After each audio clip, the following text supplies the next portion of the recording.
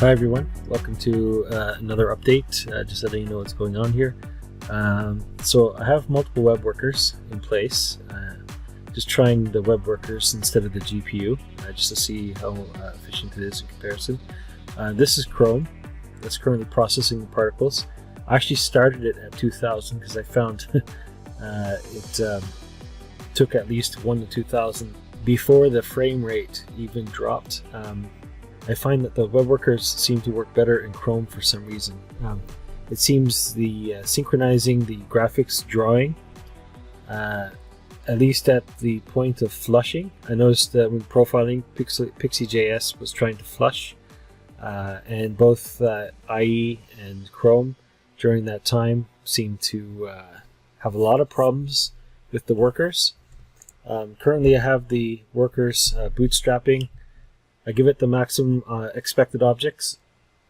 It calculates approximate objects per buffer based on the number of cores. See, up here it detected 8 cores on my machine. And then it just basically finds out how many bytes that I need to stream for.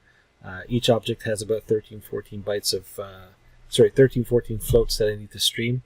And over here we have when the CPU processor, I have wrappers, one for GPU, one for CPU. So when this one basically fires up, it calculates an optimal buffer size based on what is passed in from the previous line, and so on and so forth. So this basically then, after the CPU processor starts up, it will automatically start creating a whole bunch of workers as they're needed. Not all at once, but as they're needed.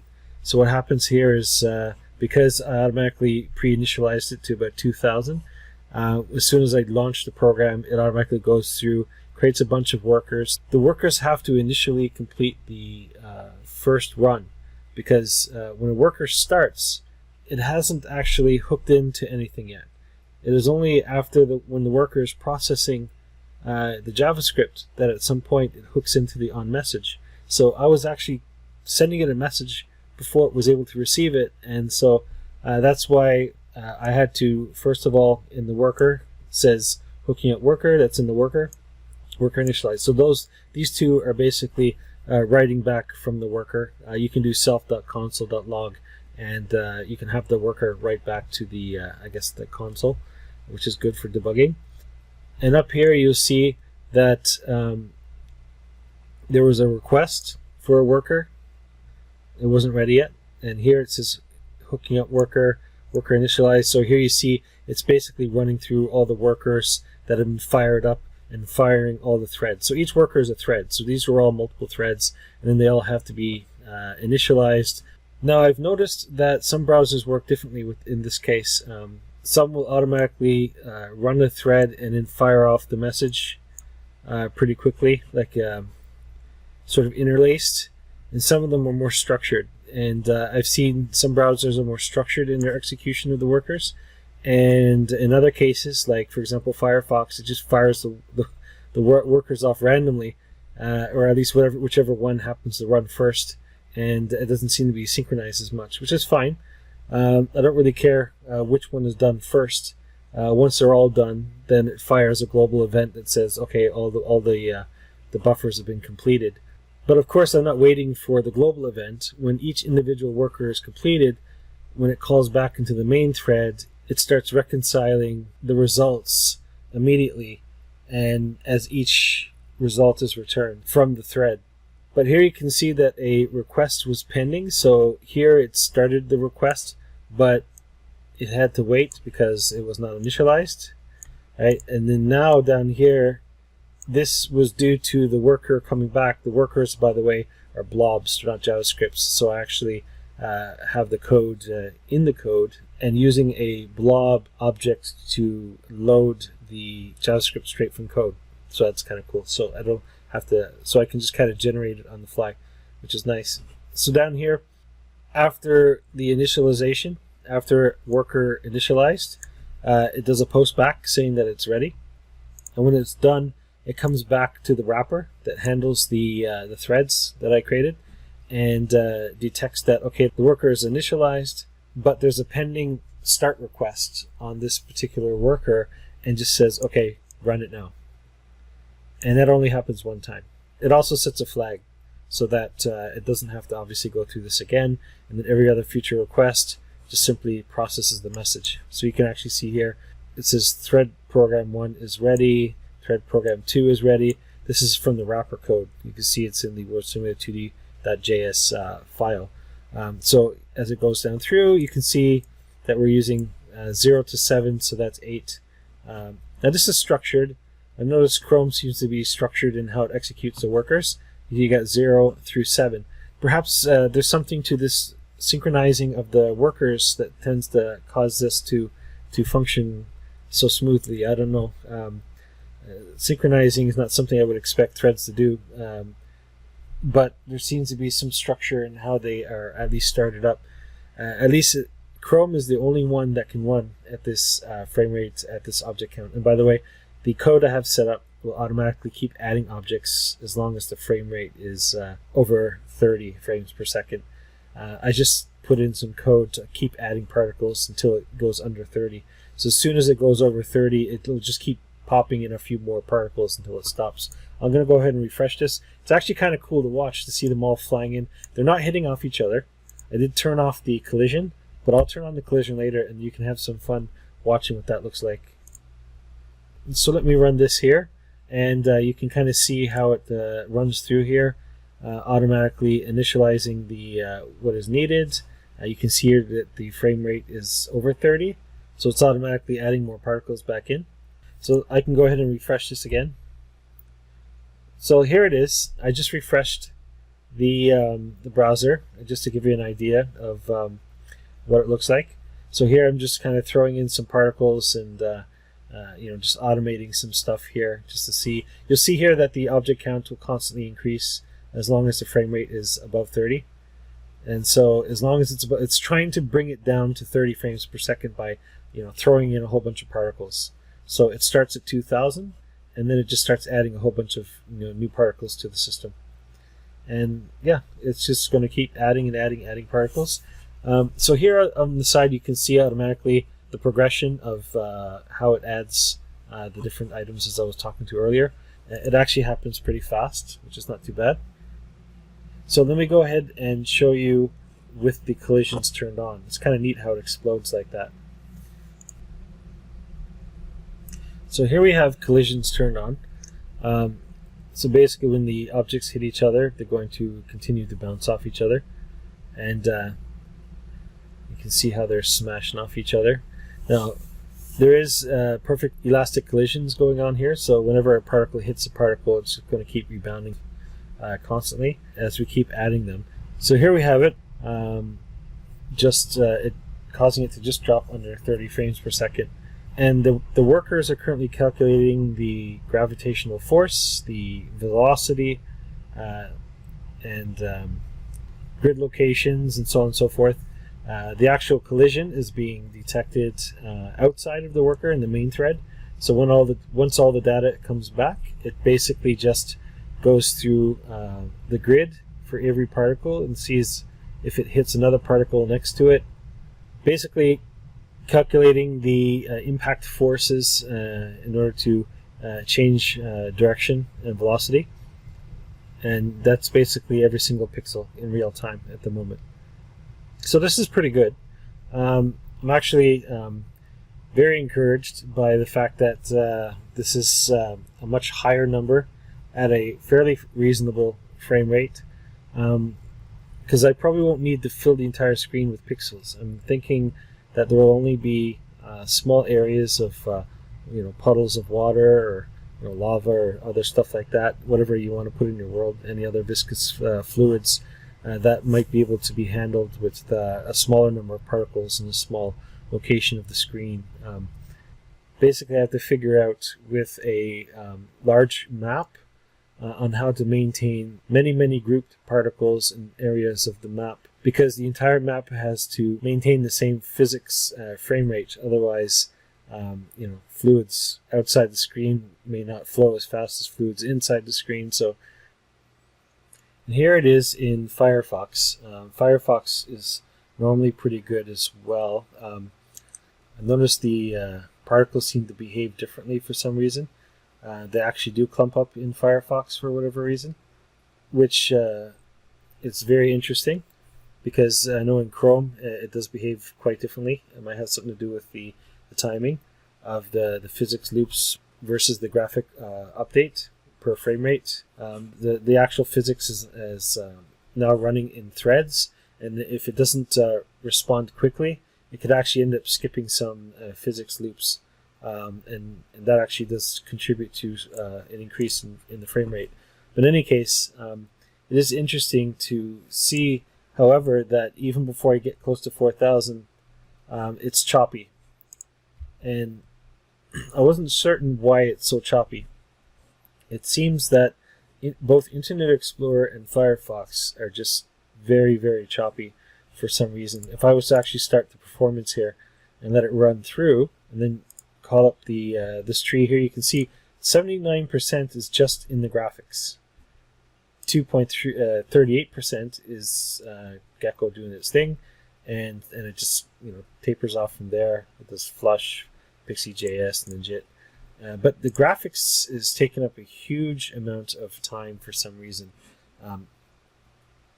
I don't know why that is, because Chrome doesn't seem to have a problem. Internet Explorer seems to be following the same problem. If I actually disable the graphics, it runs lightning fast. Actually, all the browsers do really work really well. This is definitely a graphics problem. If I actually disable PixiJS for rendering, we'll watch this fly up. I'm going to keep everything in place and just disable the rendering. And you'll see that it's definitely nothing to do with the workers or the actual physics simulation. So here we have Firefox once again, and the exact same simulation. The only thing that's different is that I just commented out the PixiJS line to render it. So basically this line here, I just commented out. It just calls the render service for which is currently PixiJS, and you can see that all the same calculations, all the same threads, with all the same buffer sizes, with all the same calculations. Everything's exactly the same as it was before, except PixiJS is being skipped for rendering. And for whatever reason, the simulation is actually very fast in calculating. As a matter of fact, all the data is also being reconciled back to the objects. So as the data comes back from the threads, all the data is being reconciled with the objects as well. I can't help but wonder if I implement my own renderer instead directly into the world simulator, I might be able to figure out what the bottlenecks are. At this point, I seem to be kind of fighting with PixiJS and trying to figure out why that is, or maybe it's not that. Maybe it's just the browser itself is having a problem with somehow synchronizing the workers and the graphics updates and everything else. But I can't help wonder if there's a way I can just kind of set it all up to batch render them as point particles in the system. So I can just render points and instead of trying to render full objects and then go with that. It might be better just to create my own particle renderer in the GPU directly. That way I have full control, because I mean, according to this, I could basically just take the data that I have in the buffers that are being calculated, customize my own shaders to process the data as it is. See, we're up to 10,000, and FPS is still well over 50 frames per second, almost approaching 60 at some point. And I've been able to push this much higher. Let's actually see how high we can make this in Firefox and Chrome. Let's see, with the renderer turned off. I'm actually going to pre-populate this to 50 and then see how fast it goes. So here we are pre-initializing the simulation to 50,000 particles. They are there. I just have the renderer turned off. So what it seems what has happened is that the particles go outside the screen a certain boundary, they're automatically chopped, and so the particle dropped and the frame rate jumped up. So because there is a limit to how far they'll go out, and then I just cut them off, just so that they don't fly off to infinity. So probably what happened was the particles collided, exploded, and then eventually went out the screen and then were chopped off. Again, the simulation is running. you just can't see the particles because the renderer is turned off. And so you can see it actually is pretty good FPS for the number of particles that are being rendered. It's not too bad. And considering that collision is turned on, remember. So every particle of this is colliding with every particle around it, and it's doing that 6 times per frame for each of those frames. So at a potential 360 times a second, which is pretty good. So that's actually 37 plus thousand being handled at about 6 times a second. 6 times per frame. So that's actually quite good. So literally, it's at lower numbers, I guess about 10 or 20,000. That as it gets closer to 60, that would be at about 360 times a second. That this number, that about the 10 or 20,000 particles are being processed, which is not too bad. I have seen many times larger than that on the GPU for calculating it. The only problem is that as soon as I want to integrate any kind of client-side events for collisions in this whole simulation, as soon as I touch the data from the GPU at all, in pretty much any way, it's just a huge lag trying to get the data from the GPU to the CPU, and it's very difficult to do that. And using transform feedbacks, I was actually quite encouraged because you can actually have multiple outputs for transform feedbacks. And transform feedbacks can actually go back into buffers that you can read and access at the client side. And that actually may be faster than read pixels. I have yet to try it, but I have seen some other projects with some encouraging results. But as it stands right now, if I did write my own shaders and pass it my own buffer streams of data that I have going to the threads, I could basically create a renderer for particles, and I wouldn't have to rely on any third-party libraries trying to translate my data into their own formats and rendering them accordingly. So that might be something I'll try next, to see if I just create my own renderers to maximize the speed and reduce the number of function calls to third-party libraries trying to massage my data to make it work in their framework. So by streamlining it, I can probably squeeze a lot more power out of this. So this is just to show you Chrome.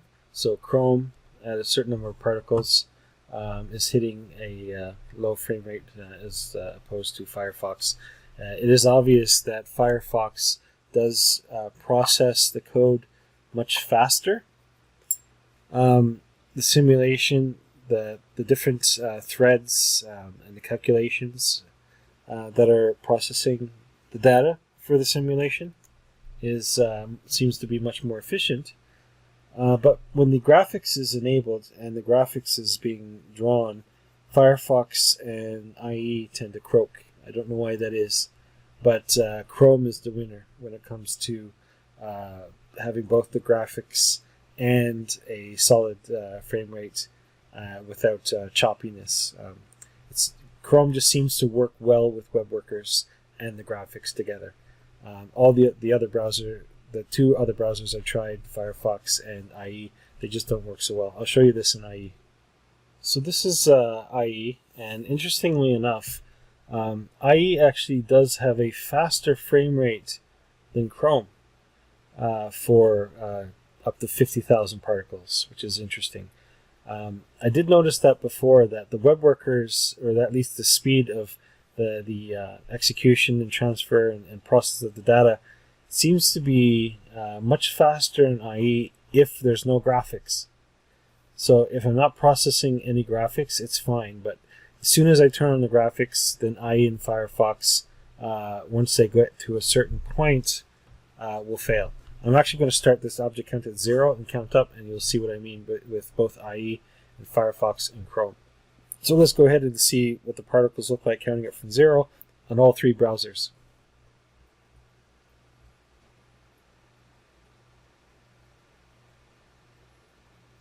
So this is Internet Explorer. As long as the frame rate is over 30, it'll keep adding more and more particles randomly on the screen. So you can see the threshold when it starts to get choppy. We're already at 500 and IE is starting to croak. As soon as the frame rate drops below 30, it automatically just stops adding the particles. So you can see this is the best IE can do. So let's go ahead and try Chrome. So this is IE, so we're going to try Chrome. So this is 583 at 22 frames per second, give or take. Counting up from 0 in Chrome. So we'll see how far Chrome can make it. And you can already see the coordination of the workers and transferring the data is quite efficient. We're already at 1,000 now. There's not much lag here in drawing. The graphics drawing is actually quite nice. It's very smooth, updating the graphics and running the workers side by side. You can see in Chrome it works perfectly fine. In IE and Firefox have that problem. I don't know why, but Chrome doesn't have that problem. You can already see that the frame rate is quite high and the object count is just shooting up, and it's having just a small effect on the frame rate. It's starting to jump up and down a lot more now. So it's just going to keep adding particles until that FPS can be pulled down below 30, and then we'll see how many particles we can get added to it. So let's jump ahead a bit. So here we have it, 3,624 compared to the 500 in IE, which seems to be the optimal number for Chrome. Well, I guess 30 frames per second is not optimal, but at least it's the optimal number for that target that I set. As soon as the FPS drops below 30, it stops adding particles, and that's the goal. Just to see how many particles I can add and keep it above 30 frames per second, just as a sort of bench. So let's go ahead and try Firefox, and you'll see that it's very similar to IE. It doesn't seem to coordinate the graphics updates with the threading at the same time for some reason. Or maybe it's just the graphics itself. I'm not certain, but here you can obviously see Chrome has no problem processing the same data that PixiJS is sending to WebGL. Is the same, I would assume, in all browsers. I mean, the WebGL integration and the calls, how it is handled, I would assume is based on the host, of course. You know, how it translates the data and sends it to the driver, and then processes the data that is returned back to, and then sends it back, and then sending that data back to the client. It at least seems to be more efficient in Chrome than the others. So Chrome definitely has a pretty well balanced play between the web workers and the graphics updates for whatever reason.